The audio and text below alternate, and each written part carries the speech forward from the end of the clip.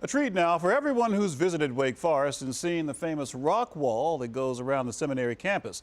It has a great backstory and a great future thanks to some amazing people, both past and present. Tisha Powell explains. When anyone comes to Wake Forest, the first thing that they recognize is that rock wall. It sort of is the landmark for Wake Forest. When I see the wall, I think of Tom Jeffries.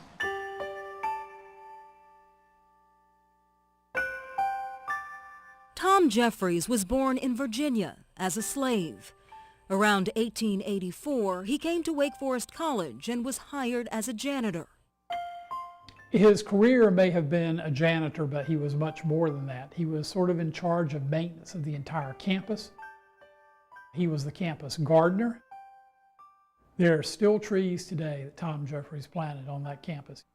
Besides the 3,000 flowering trees and shrubs that Tom Jeffries was responsible for, his most remarkable achievement? This rock wall.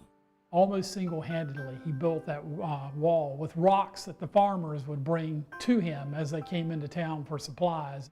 And to build it without mortar, it was a dry stack wall, so the stones had to be carefully laid.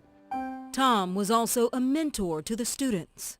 And the students considered Tom to be as learned as they were. They gave him the nickname Dr. Tom. They quite well loved him. As a matter of fact, when Tom Jeffries passed away in 1927, his funeral was held in the college chapel, and the entire faculty sat as his pallbearers and carried his casket to its final resting place. That, for a black man in the Jim Crow South, was a remarkable thing. Over the next 2 generations, Wake Forest College moved to Winston-Salem, and the knowledge of Dr. Tom Jeffries' final resting place was lost. A plaque erected by Wake Forest alumni began to serve as a memorial to Dr. Tom's life's work. I really grew to appreciate the amount of work and effort it took to build that wall the first time. Flip them over. A Southeastern Seminary student in the early 90s noticed Dr. Tom's work and its need for attention. And it was in a terrible state, and to think about how much he put into that and to have it just go into ruin and be forgotten, so it was bad. So rock by rock, Doug Buttram began to recreate Dr. Tom's wall.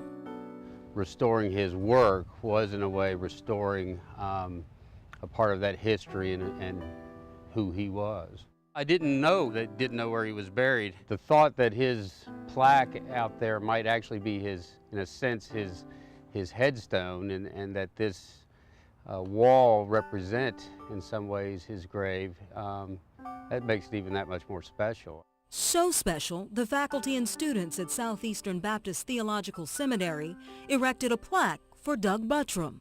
In many ways, he deserved his because he put a lifetime here. I put a few years and did rebuild his wall. But at the same time, I'm not sure that was worthy of getting a plaque. Memorials and monuments, but still no location for Dr. Tom's grave. I was shocked, and I just yelled, "Oh my God, I found it!" I got all excited. Ray Harris, a Wake Forest historian from Virginia, began to research African American cemeteries in the Wake Forest area. Never expected to find it. I expected that, it's a rock or something that you wouldn't be able to determine. Never expected to be an actual gravestone with his name that said Dr. Tom. These rocks, these trees, and now this grave. The much-loved Dr. Tom fully restored, and his life's work remains. If you look at work like that done today and think about one man doing that by himself, that's amazing. And I think a lot more people should know about it. It's been there for well over 100 years, and 100 years from now it will still be there. The town and the community feels that wall as just part of its soul.